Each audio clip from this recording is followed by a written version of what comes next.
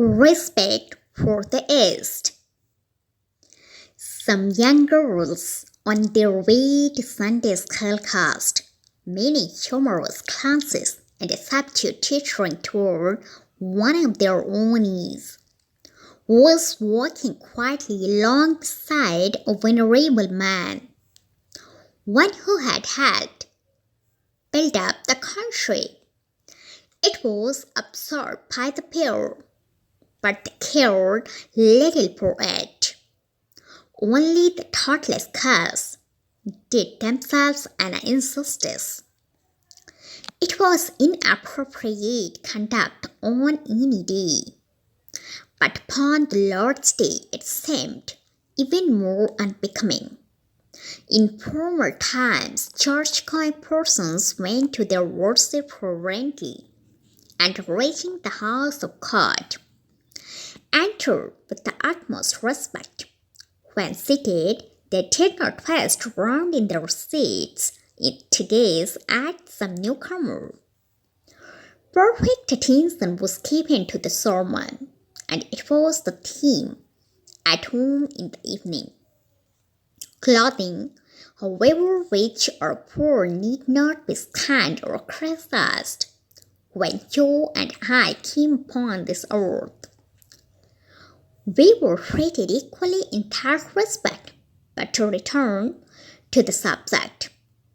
The grey-haired man was a Sunday school teacher, and seeing the timidity of the young lady, invited her to work with him.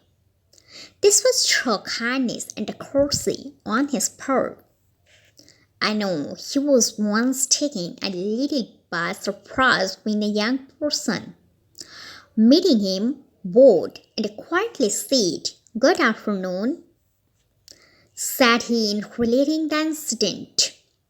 I thought I could guess that bit of politeness, for young folks don't notice me on the street. They pass right along. If, in meeting a person upon the street, you slightly bow or lift the hat, it does not mean an invitation to form an acquaintance. It always looks well for one who is well dressed to render a slight inclination of the head.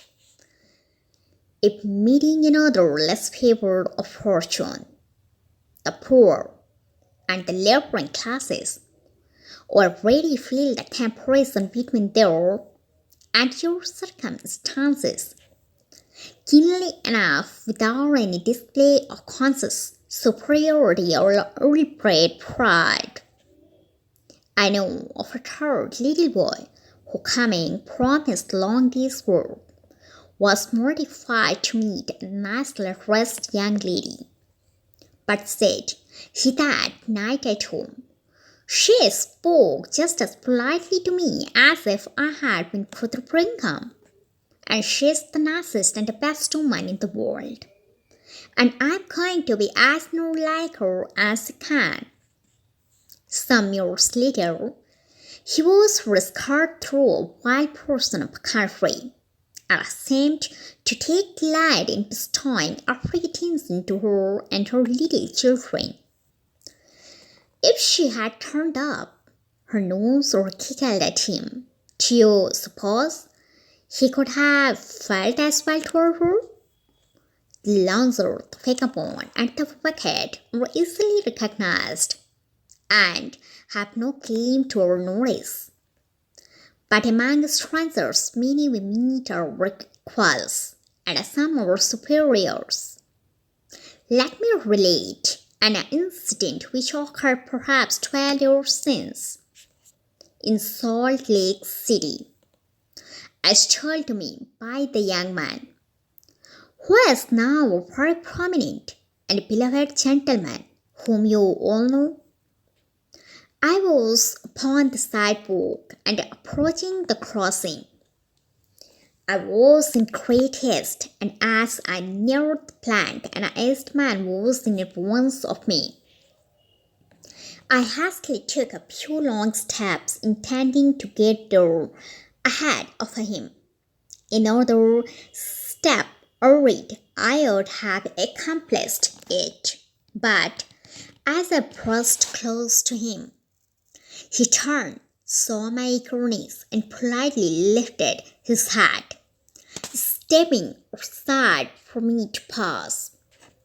My momentum was such that I could not stop before I had one foot on the plank, but there I paused.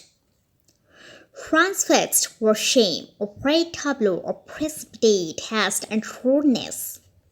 We gazed in each other's eyes until he kindly extended his hand in acknowledgment of my distressed apologies, which I knew by his gracious smile and I knew he understood.